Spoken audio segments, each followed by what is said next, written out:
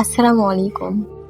আজকের গল্প ইশিতা রহমান সানজিদার লেখা উপন্যাস পরিযান। গল্প পাঠে আমি আপনাদের সাথে তানজিলা আক্তার। প্রথম পর্ব। আব্বা যেদিন দ্বিতীয় বিয়ে করে ঘরে ফিরল তখন আমার বয়স 10 বছর। রূপার বয়স ছিল 5 বছর আর পরীর বয়স মাত্র 1.5 বছর। ছোট্ট পরীকে বুকে নিয়ে আম্মা সেদিন নীরবে চোখের জল ফেলেছিলেন। মুখে টু শব্দটি করেননি, প্রতিবাদ তো দূরের কথা। আর আমি সেদিন দরজার আড়াল থেকে আব্বার দ্বিতীয় বউয়ের মুখ দেখেছিলাম। আব্বার দ্বিতীয় বউ আমার আম্মার নখের যোগ্যও না। কালো একটা মহিলাকে বিয়ে করেছিলেন আব্বা, যেখানে আমার আম্মা তার চেয়ে 1000 গুণ বেশি সুন্দরী। তারপরও ওই মহিলাকে আব্বা বিয়ে করেছিলেন, কারণ একটাই, আব্বার পুত্র সন্তান চাই, নয়তো তার এত সম্পত্তি কে দেখবে, তার জমিদারি কে সামলাবে। যেদিন পরীর জন্ম হলো সেদিন আব্বা বাড়িতে ফেরেননি, কিন্তু তার কাছে খবর ঠিকই গিয়েছিল যে তার মেয়ে হয়েছে। সেজন্য আব্বা রাগ করে বাড়িতে আসেননি। তার ঠিক 2 দিন পর আব্বা বাড়িতে এসেছিল, কিন্তু কারোর সাথে কোনো কথা বলেনি। তারপর 3টা মেয়ে জন্ম দেওয়ার জন্য আম্মাকে অনেক কথা শোনায় দাদি। আম্মা নাকি ছেলে জন্ম দিতে পারবে না। তার সাথে আরো একটা কথা দাদি বলেছিল, তা হলো যে মাইয়ার রূপ বেশি হে পোলা পয়দা করতে পারে না কোনোদিন। এই কথাটা শুনে সেদিন আমার অনেক কষ্ট হয়েছিল, কিন্তু আম্মা কিছুই বলেননি, চুপচাপ নিজের কাজ করেছিল। পরীকে কোলে রাখতে রূপা আর আমি স্কুল থেকে ফিরে এসে পরীকে কোলে নিতাম। ও যখন ছোট ছোট হাত পাগুলো নাড়াতো তখন আমার খুব ভালো লাগতো। আম্মা বলে আমার আর রূপার চেয়েও পরী বেশি সুন্দর। গালে একটু ছোঁয়া পড়তেই ওর গাল দুটো লাল হয়ে যেত, মনে হতো রক্ত জমাট বেঁধে গেছে। সেই ভয়ে পরীকে বেশি কোলে নিতাম না, পাছে যদি ব্যথা পাই। কিন্তু রূপা ছোট পরীকে কোলে নেওয়ার জন্য সবসময় আকুপাকু করত। পরীকে কোলে নিয়ে বারান্দায় বসে বৃষ্টি দেখত, আর আমি তার পাশে মোড়া পেতে বসে বই নিয়ে বসে থাকতাম। পরী যখন ছোট পা ফেলে হাঁটতো তখন দেখতে বেশ লাগতো, ঠিক মোমের পুতুলের মতো।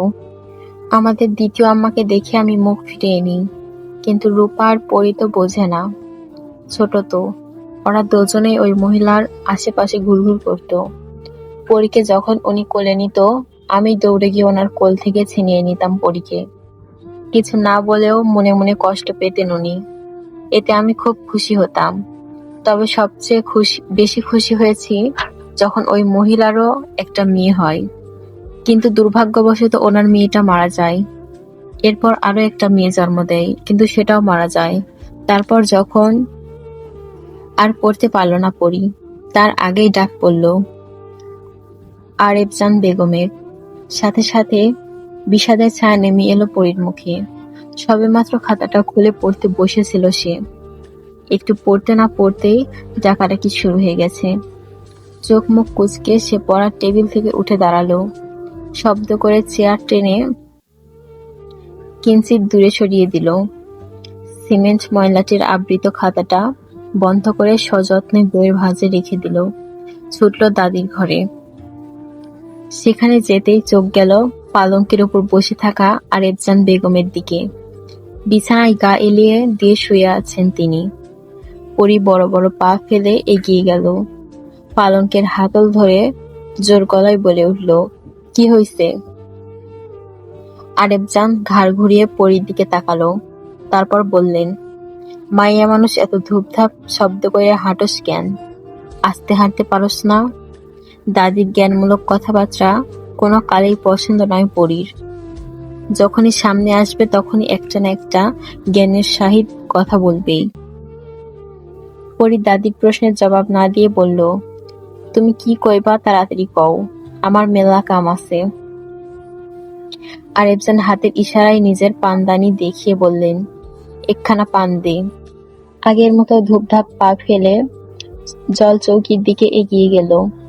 হাঁটু গেড়ে বসে পান বানিয়ে এনে দাদির হাতে দিতেই তিনি পানটা মুখে পুরে নিলেন। পরি কৌটা থেকে কিছুটা চুন দাদির তর্জনী আঙ্গুলে মেখে দিয়ে কৌটাটা আগের স্থানে রেখে দিল। বাইরে যাওয়ার জন্য পা বাড়িয়ে আবার ফিরে তাকালো দাদির পানে। সেই লেখাগুলোর কথা মনে পড়ে গেল ওর। পরি এগিয়ে গেল দাদির কাছে, তির্যক দৃষ্টিতে তাকালো। দাদির গায়ের রং বেশ চাপা, কিন্তু অতটা কালো নয়। হাত পাও মুখের চামড়া ঝুলে গিয়েছে, বয়স হয়েছে তো। পরি হুট করেই বলে উঠল, যেই মাইয়ার রূপ বেশি হেই পোলা পয়দা করতে পারে না, তাই না দাদি? পরির কথা শুনে চমকে তাকালো আরেফজান বেগম। এই কথা পরি শুনলো কোথা থেকে? দাদিকে বলতে না দিয়ে পরি আবার বলে, তোমার তো রূপ নাই, তাই তো 2টা পোলা পয়দা করছো, কিন্তু একটারেও মানুষ করতে পারো নাই, 2টাই অমানুষ পয়দা করছো। বুড়ি কহানকার, আমার আম্মাজান 3টা সোনা জন্ম দিছে, আর তুমি কি করছো? এক পোলায় 2টা বিয়ে করে, আরেক পোলায় বিয়ের খবর নাই, পরের মাইয়া দেখা দেখা দিন পার করে। কথাগুলো বলে পরি একদণ্ড দেরি না করে দৌড়ে বাইরে চলে গেল। আরেফজান বেগমকে কিছু বলতেই দিল না। নিজের নাতনির ওপর ক্ষুব্ধ হলেন আরেফজান। মেয়েটা বেশ চটপটে আর উড়নচণ্ডী স্বভাবের। মুখের বলিতে সবসময় তেজি মিশ্রিত থাকে, যা ওনার আর 2 নাতনিদের মধ্যে কোনোক্ষণেই দেখেননি।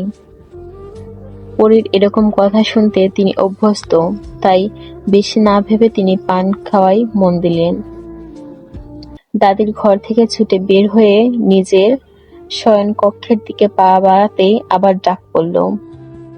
এবারের ডাকটা দিয়েছেন পরীর মা মালা বেগম। মায়ের ডাক শুনে আবার ঘুরে দাঁড়াতে হলো পরীর।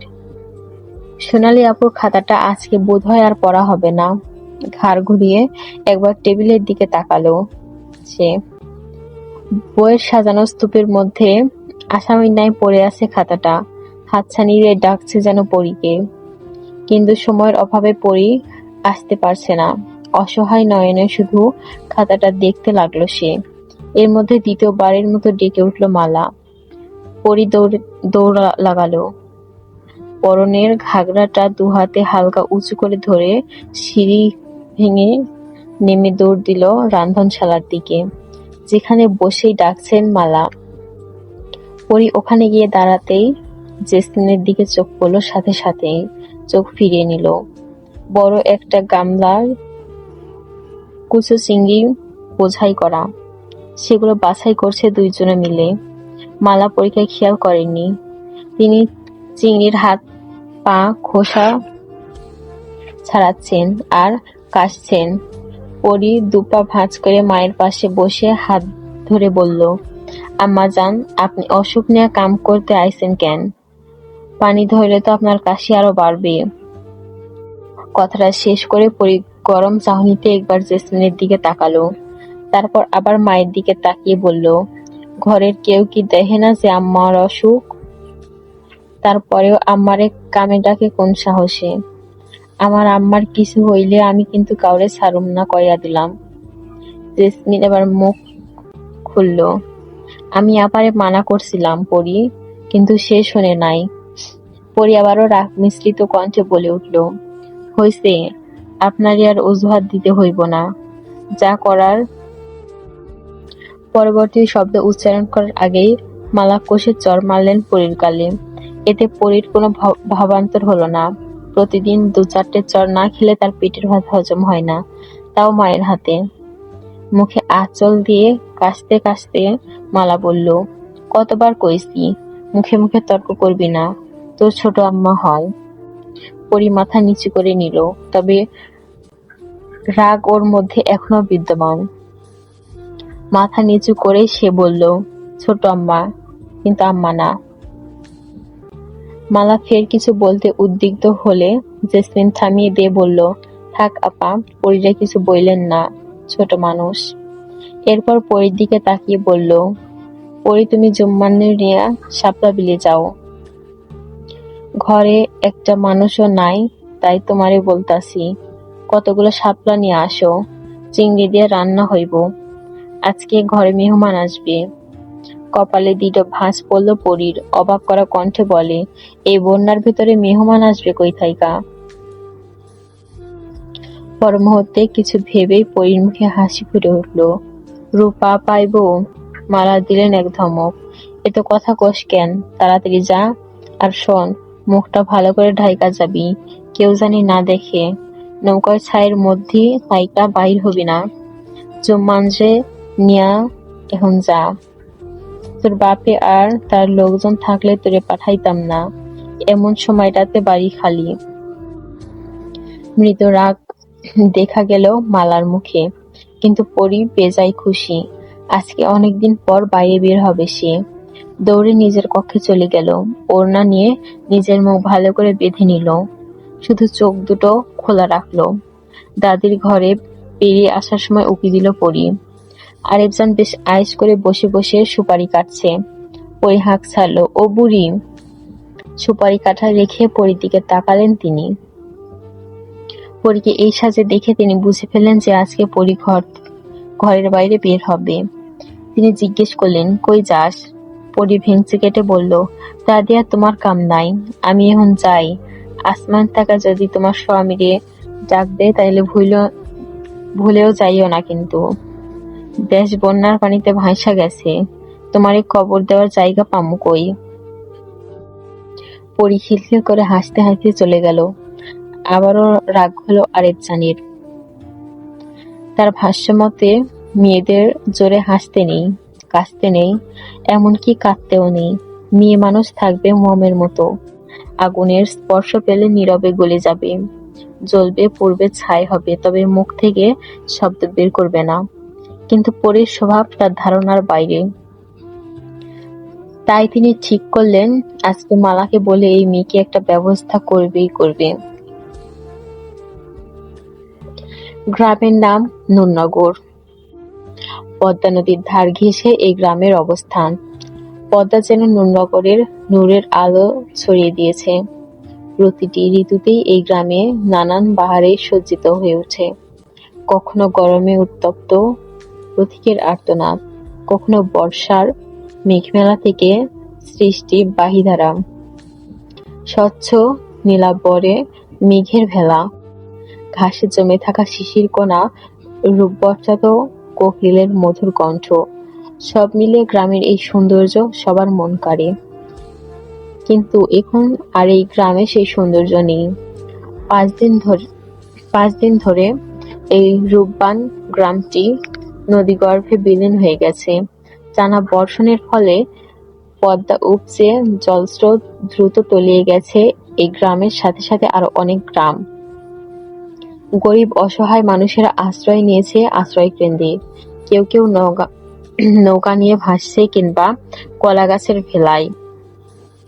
দুর্ভিক্ষ নামিয়ে দিয়েছে সারা বাংলাদেশে এই প্রলয়ঙ্কারী সর্বনাশা বন্যা। ঠিক এইরকম বন্যা হয়েছিল আজ থেকে 10 বছর আগে, 1988 সালে, আর এখন 1998 চলছে।